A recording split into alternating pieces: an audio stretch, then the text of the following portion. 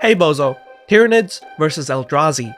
The big bads of any story both hail from the deep, empty regions between space, are existential threats to entire worlds, and are insanely attractive.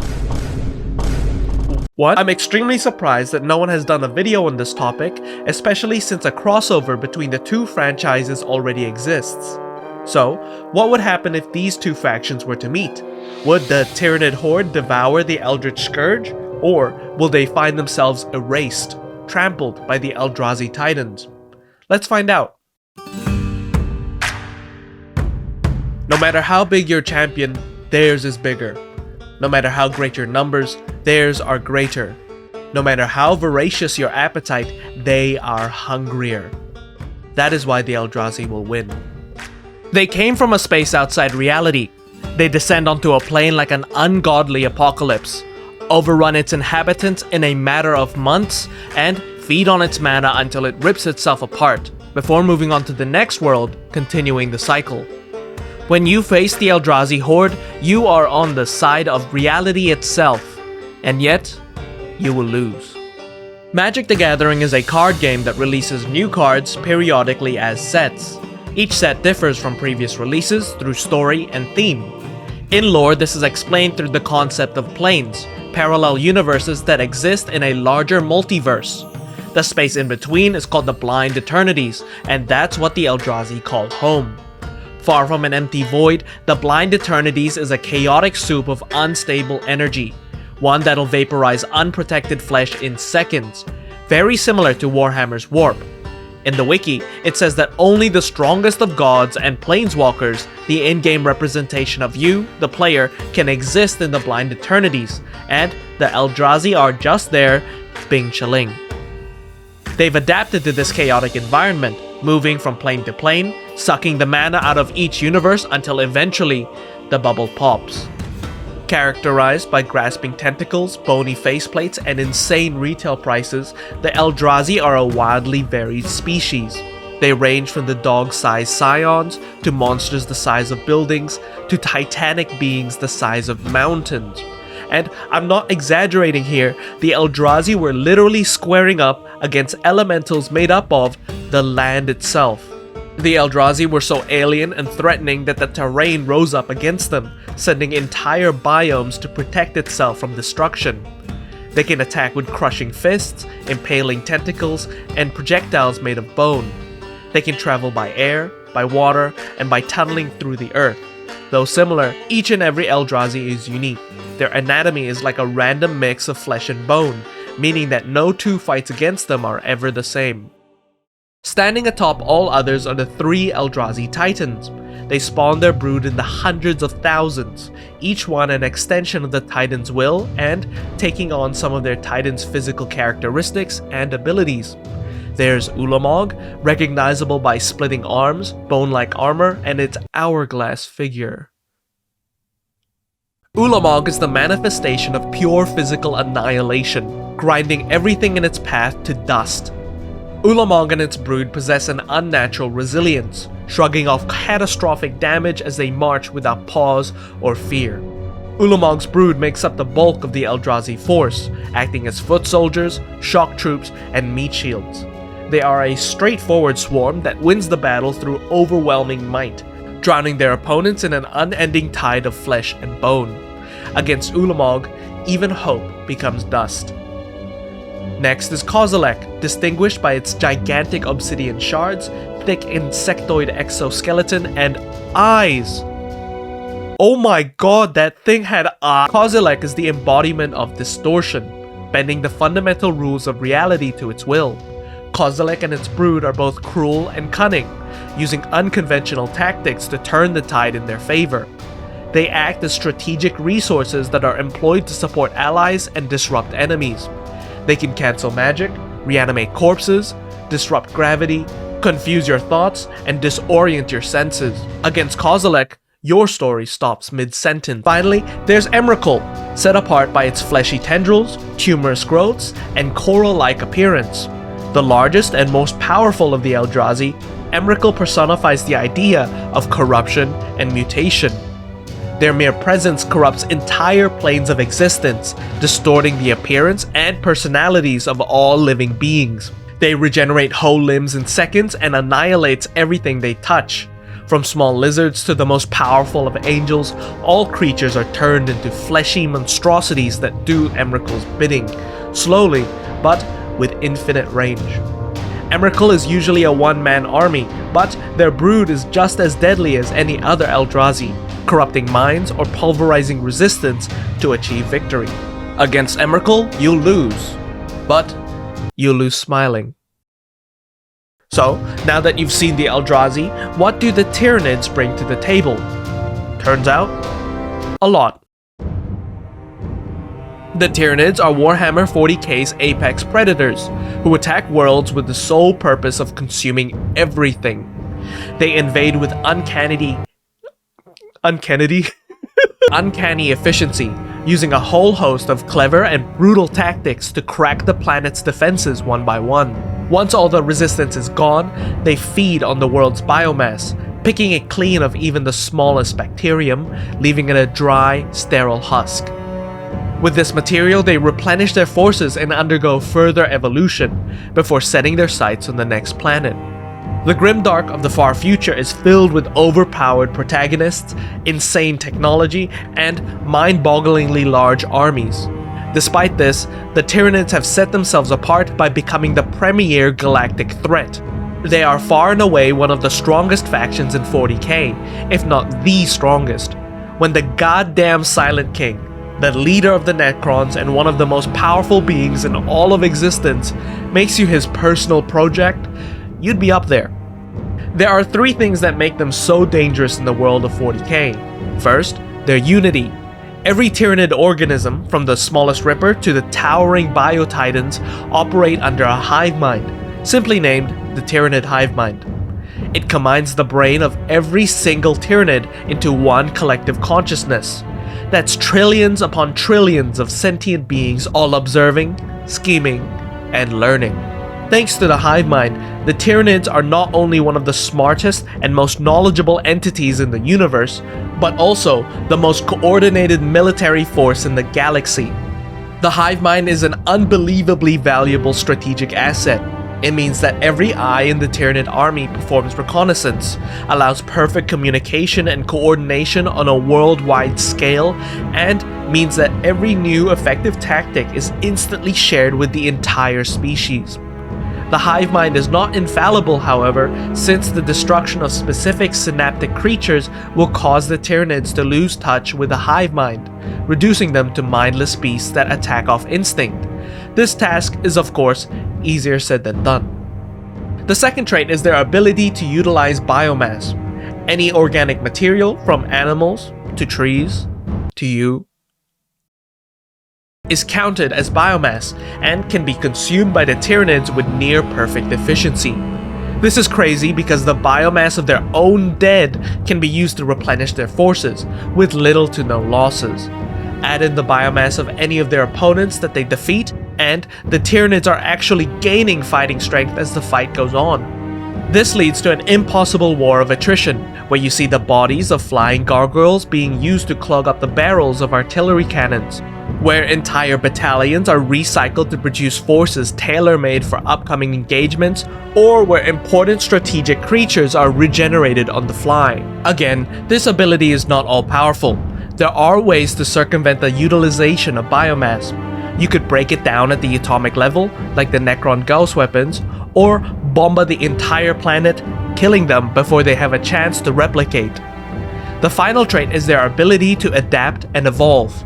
Everything they consume provides an opportunity to harvest new genetic material, which, coupled with the previous strengths, mean that they only grow stronger as time goes on.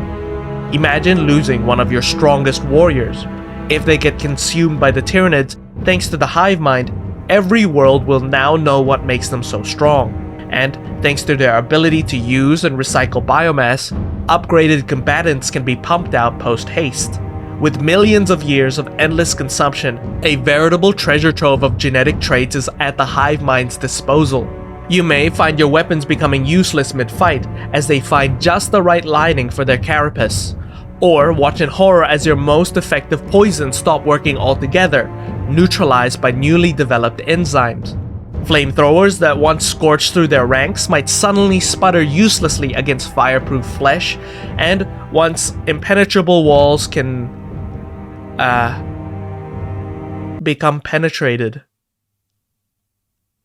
Remember, you are not fighting a horde of monsters, you're playing chess against an eldritch being with impossible intelligence, uncountable pieces, and just the right combination of genes to make you obsolete. When the universe goes dark, you'd best believe that it was the Tyranids that snuffed the last light. Alright, our combatants are set. It's time to answer this question once and for all. It's time for a— Okay, Bozo, you saw the thumbnail. I claimed it to be not even close, so who will win? I want to preface this opinion by saying that I am a huge Magic nerd. I actually started playing Magic a decade ago, in a Magic set featuring the Eldrazi actually, so I am a huge fan, and I am so sorry if this causes any bias to my— It's the Tyranids! It's an absolute stomp! The main reason for this is the numerical difference. The Eldrazi were described to number in the hundreds of thousands, with generous estimates putting them in the millions. The Tyranids, however, numbered in the hundreds of trillions, with the implication that this estimate is actually a lowball. To put things into perspective, this means that each and every Eldrazi, including the weakest drones, will have to take on 1 million Tyranid each. When you factor in the Tyranid ability to recycle their dead, this is a war of attrition that the Eldrazi simply cannot sustain. Of course, it depends on the abilities and prowess of the Titans, being the end-all be-all of Eldrazi forces. In lore, Ulamog turns everything they touch into dust. Kozilek once unleashed a wave of unreality that emanated hundreds of feet, causing everyone caught in the blast to turn inside out, start killing their allies, or turn back into babies. Finally, Emrakul was described to have no limits, dismantling everything around them and rapidly regenerating broken limbs instantly. While they do seem capable of handling swarms and swarms of enemies, the Tyranids can handle the Eldrazi Titans with sheer numbers alone. Because simply touching the Titan causes you to disintegrate, the Tyranids can take the Guardsman approach to suppress close-range Titans like Ulamog and Emrakul. Shooting them with small arms fire from a billion different sources is at the very least going to stall those two by putting them on the defensive. The most troublesome opponent here would be Kozilek, as they and their brood have a history of stifling ranged attacks. That and the reality warping blast that outranges most, if not all, Tyranid weapons. In saying this, there are likely limitations to Kozilek's abilities, like needing hands to perform these spells, or not being able to attack and defend at the same time. The Hive Mind, with its insane intelligence and overwhelming numbers advantage, can likely stall Kozilek's onslaught long enough to identify and capitalize on their weaknesses. Next, let's look at size, whose results depend on how generous you want to be to the Eldrazi. The character Gideon described Emrakul as 150 feet tall, and being the largest Eldrazi means they cap out at roughly 45 meters. Using the Magic Wiki stats pumps this up to 200 feet or 60 meters tall. The largest Tyranid is around 30 to 40 meters, but that's only for planetary beings.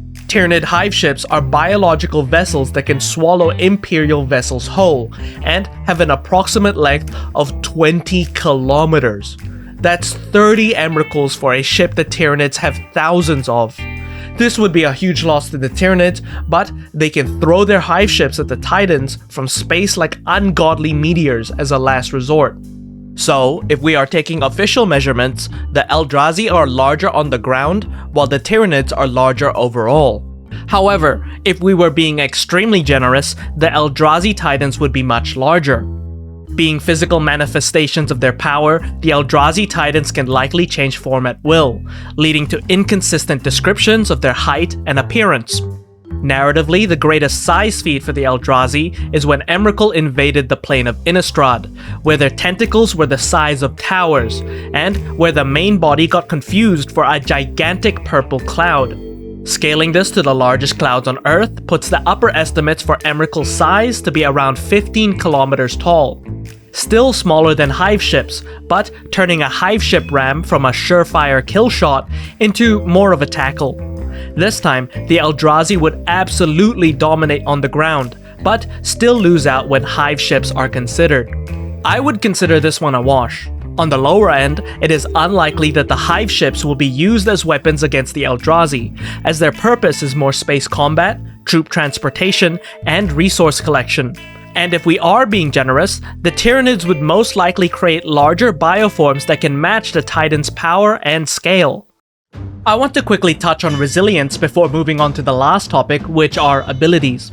Ulamog and Kozilek's physical forms have been destroyed in lore, a feat once thought to be impossible. It took an entire planet's worth of energy, but this proves that their resilience and regeneration has upper limits. Emrakul avoided this fate as they sort of pieced out from the story, but it is likely that they too can be destroyed, just with more effort. They are obviously more resilient than all Tyranid bioforms. Notably, however, there have been stories of Tyranid nests resisting Exterminatus attempts. But you didn't hear that from me. I would say that the Eldrazi take the cake for durability, but not to the extent where they can tank the trillions of artillery shells the Tyranids can bring to bear. Finally, special abilities.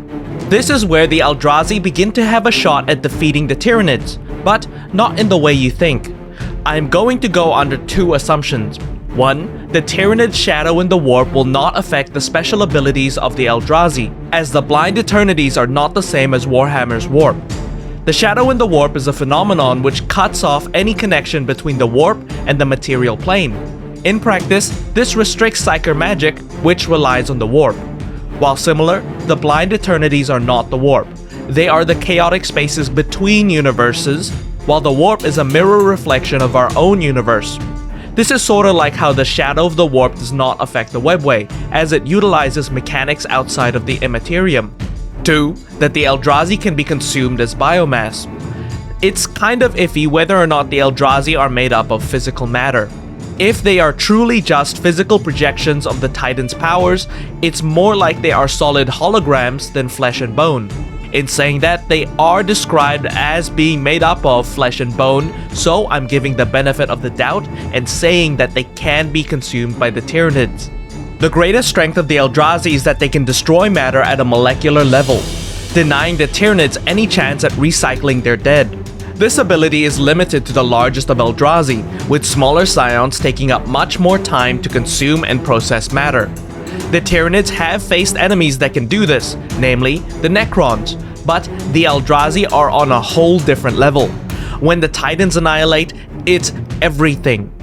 Kozilek was portrayed doing this in lore, and through card art, we can see Ulamog and Emrakul doing the same.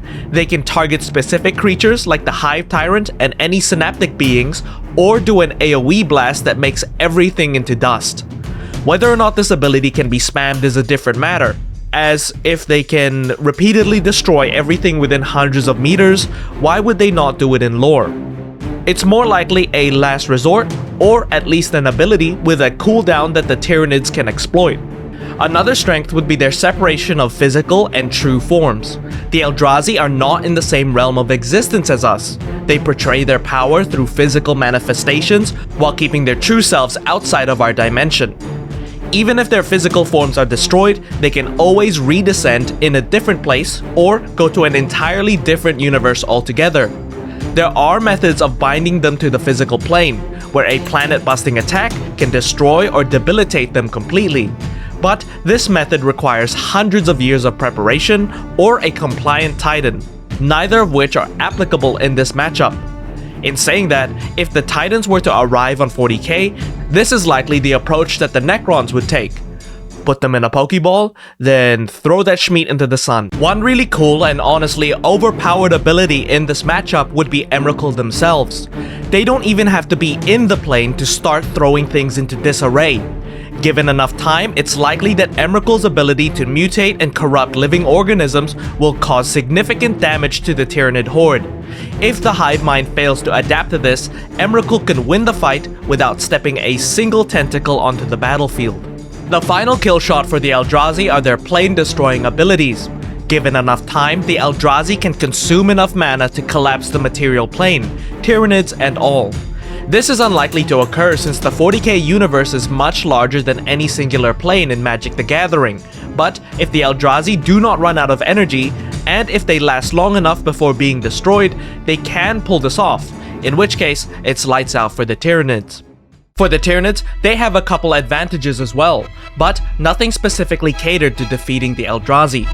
Their unification in the hive mind is superior, meaning that they are going to be more coordinated and can pull off tactical maneuvers better than their opponents. Imagine destabilizing the ground by tunneling beneath Ulamog's forces, isolating and destroying Kozilek's elite with elite units of our own, and instantly recognizing, quarantining, and eliminating those that have been influenced by Emrakul. The ability to recycle biomass grants them more staying power than the Eldrazi, who need to gather energy to regenerate and multiply. Also, they could take advantage of their numbers by dividing into splinter fleets, aiming to gather biomass in other worlds for the war effort. In this sense, the Eldrazi are limited, while the Tyranids can reproduce indefinitely. They also generally have a larger range than typical Eldrazi, only really being outranged by the big three. Considering the evolution ability of the Tyranids is interesting. Obviously, they can grow larger, stronger, and more resilient towards the attacks employed by weaker Eldrazi, but going off their encounters with the Necrons, the Tyranids would not be able to find a way to adapt or counter molecular obliteration. Whether or not they can find an adaptation from consuming Eldrazi DNA is questionable, as the underlying mechanics of this annihilation is not well understood. While there isn't an example of a Titan disintegrating its own kin, this is less if they can do it, and more, why would they have to? Also, the very act of consuming Eldrazi biomass is another topic for debate, especially the consumption of Emrakul's flesh and the flesh of their brood. Doing this may accelerate the effects of Emrakul's influence, potentially causing even more soldiers to be lost. So, what's the final verdict? If these two forces were to encounter each other, the most realistic outcome would be... Oh, God. The most realistic outcome would be that they politely part ways.